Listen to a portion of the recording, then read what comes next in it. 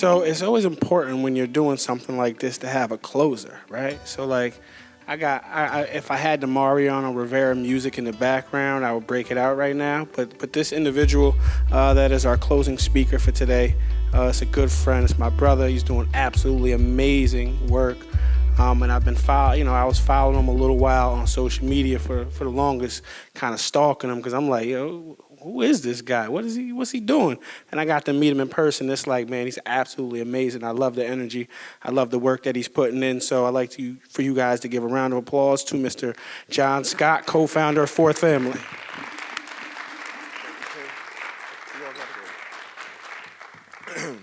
So in respect of everybody's time, I am going to do my best to keep this to 10 minutes. I want to apologize for being late, but I had a good reason. Today was the first day of our after-school program at Schuyler Achievement Academy, so I was very happy about that. Yeah, we can clap it up for that, right?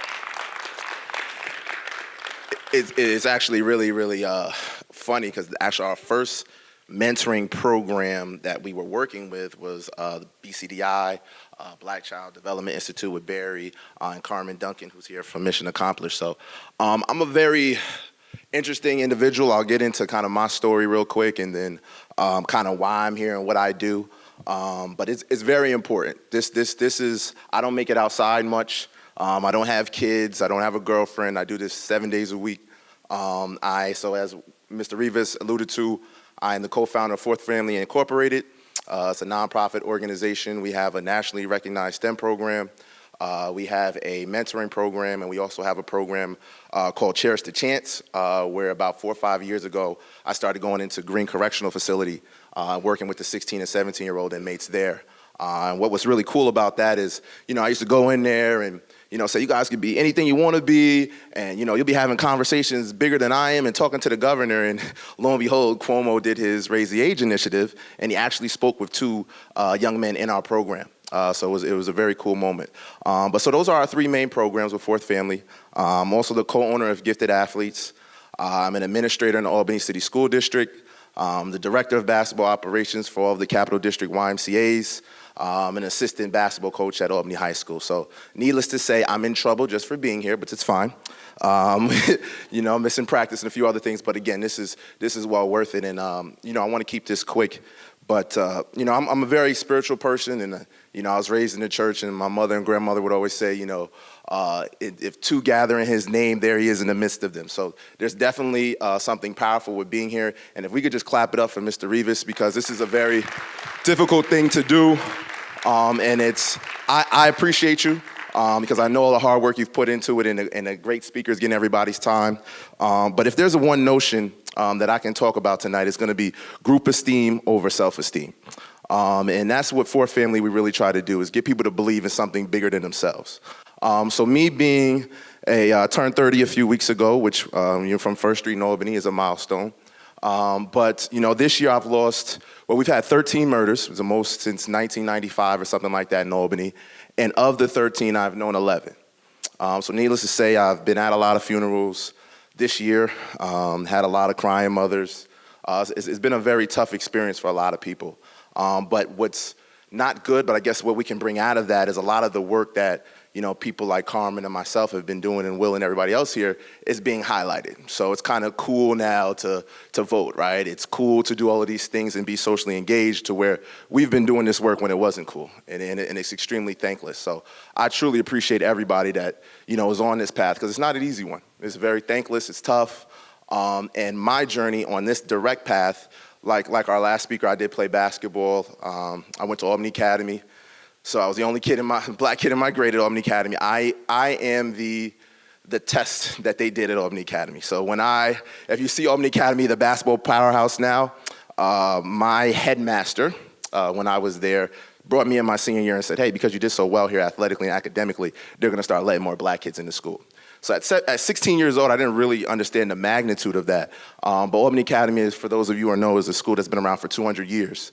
And there was a lot of things that, coming from Hackett Middle School, where I was running around with little gangsters all day, to going to Albany Academy, where they gave us real silverware. It was a different experience for me.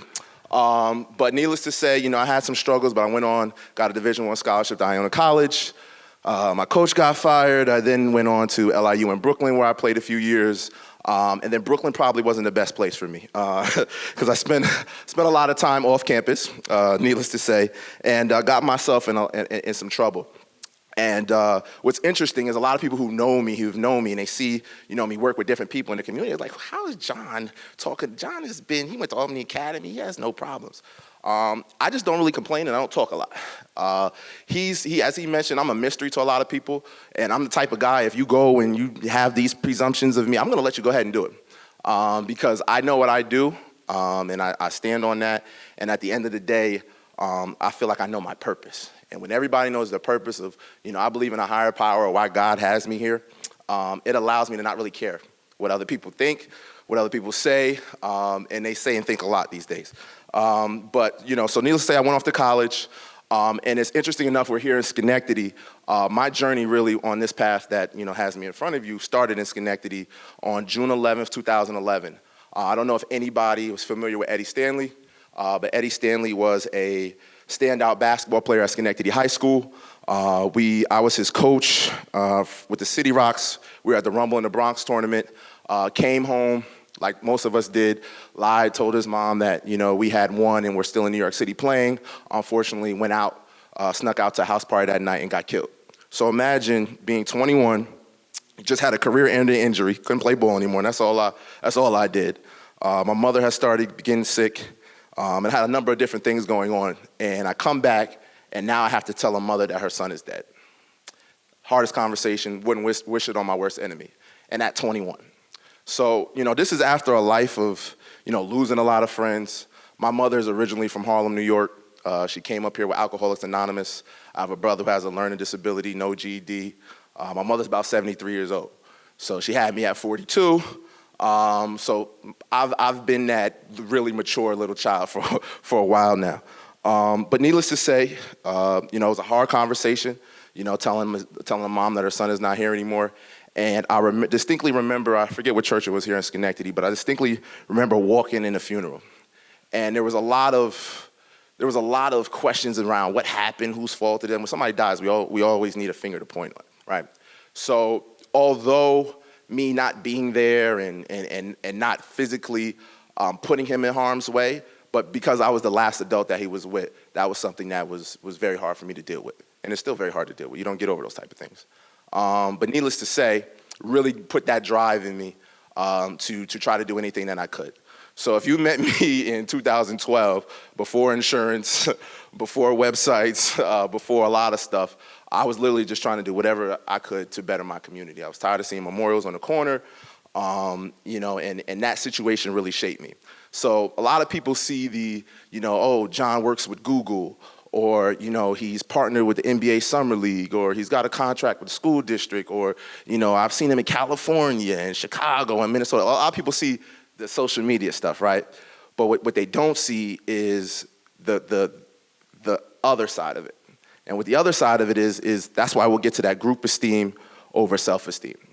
Where I'm at, to be completely transparent, I'm 30, as I said earlier, and we have a mentality amongst, when I say us, I'm talking about in the inner city, to where it's hard. We want to see you do well, but we don't want to see you do too well, right? So, back in the, 70s, where we had the Malcolms of the world, the Martins of the world, really fighting for our rights, now a lot of the fight is against us. And I've had a conversation with a lot of brothers that, slavery worked, whether we want to admit it or not. And there's a mentality right now that if we don't fix it, black men like myself are going to be extinct. So the reason why I wake up every single day and 7 days a week do what I do is to stop going to funerals, to show kids that, hey, you see this guy on TV, you can be just like him. So that's why, over the last 3 years, I've brought LaMarcus Aldridge, who's a 5-time NBA All-Star, brought him out here. Guy who plays for the Golden State Warriors, we had him out here a couple months ago, plays with Steph Curry. Emmanuel Mudiay for the Knicks. And it's funny because a lot of people know me for basketball, and I really could care less about basketball at this point in my life. It's more so about these kids and showing them another way. So I don't know if anybody's ever heard of Eric Thomas. Anybody in the room ever heard of Eric Thomas? All right, well, he's a mentor of mine. So I got a real quick story that I'll finish off on, but he's a gentleman who is a world-renowned motivational speaker, right? So I remember watching this video on YouTube and hearing him speak like, yo, I gotta find this guy. So working with the YMCA, I was running the Black and Latino Achievers program at the time. He ended up being one of the keynote speakers. So I went to the event, stalked him, made that eye contact in the crowd. He was like, this guy's creeping me out. Waited, bought 3 books, and I was like, I need to talk to you because you said something that inspired me. So, fast forward to now, we have a great relationship. I can call him on the phone. He's somebody who's blown up since then, but he has this story that I want to share with you guys, and it's what's your why? All right, what's your why? If you're going through life and you don't have a why, most of us probably have one. It might be our kids. It might be, something that happened to us in our past, but establish your why. And then that's what I always give my students, because until you have a why, you don't have a reason to not do something stupid, right? But if I have a why at home, if I have a why that's waking me up in the morning, if I have a why that's motivating me to go to the gym, whatever it is, that's gonna be what keeps you focused. So for me, it's establishing that why is something that it's not for kids. It's not just for kids, I should say, us as adults. A lot of what we do with For Family is working with young adults. It's not just with kids. And then the other part of that, he has a phrase talking about when you want to succeed as bad as you want to breathe, then you'll be successful. Anybody ever heard that phrase? Right. So for those that haven't, real quick, and for those that have, I know it's going to be a little bit repetitive, but there was a guru. I always share the story. There was a guru, right? And there was a kid who wanted to be like the guru. Guru made a whole bunch of money, and the kid went to the guru and said, hey, I want what you got. How can I get it? Guru said, you serious? Kid said, I'm serious. He said, meet me here at the beach at 4 or 5 a.m. He's looking at him like, this guy's crazy, 4 or 5 a.m. at the beach. All right, whatever. So he comes the next day. He's dressed kind of like myself, ready to, internship, business casual. And he comes out to the water, and the guy says, what are we doing? He says, I'm going to show you something. So he walks out to him. The guy's in the water. The guru is already in the water, and he's asking the kid to walk out to him. So the guru was probably about right where that first row is. And he says, take a step out. He said, take a step out? I don't wear my church clothes. Got all my stuff. My mother's going to whip my tail. He takes a step. Right? Guru says, come closer. He said, all right, it's a little weird. He took another step. Guru said, come closer. Now he's like, okay, this is really weird. I don't know what's going on. He takes another step closer to the guru, and when he gets to the guru takes him on his shoulders and puts him underneath the water. Now he's like, wow, I came here to learn from this guy about how to make money. He's going to kill me. This is not the way I plan to go out, right? So he's got him underwater. He's holding him by the shoulders, and the kid is fighting. He's trying to get air. He's trying to grasp. And he says to him, after a while, he picks him up. And he says, while you were underneath the water, and that's all that was going on with you, what was going through your mind? He said, I want to breathe. He said, right. You weren't thinking about Fortnite, right? You weren't thinking about the new Jordans, right? You weren't thinking about the latest jeans, the latest fad, Lil Uzi Vert's new song, right? You were thinking about breathing. And the guru said to him, when you want to succeed as bad as you want to breathe, that's when you'll be successful. So for me, that really resonated because there's a lot of distractions in the inner city. There's a lot of things for kids to fall victim to. And it's hard to just say, hey, do the right thing. Because right now it's harder to be a 15, 16-year-old than it ever was. We had distractions, but we didn't have social media, guys. If I had social media, I definitely wouldn't be sitting here talking to you because we just did a lot of stuff just to be doing it. But my point is, we have to instill in our youth that there's no such thing as bad kids, folks. I think anybody here in the right mind knows that, right?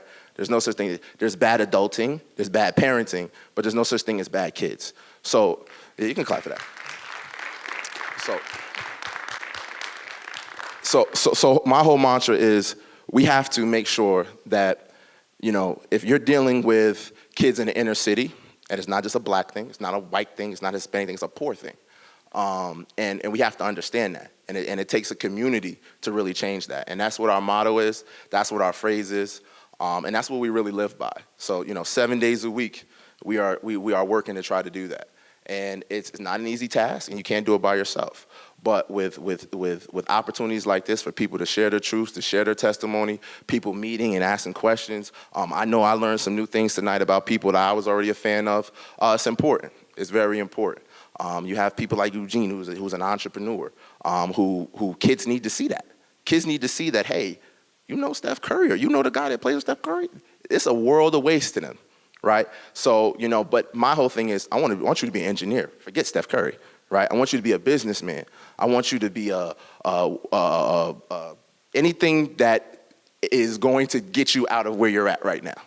So we have to make sure that we instill in our kids, you can do whatever you want. It's cliche, anything's possible, but show them. Don't just say anything's possible. Show them it's possible. Bring them around.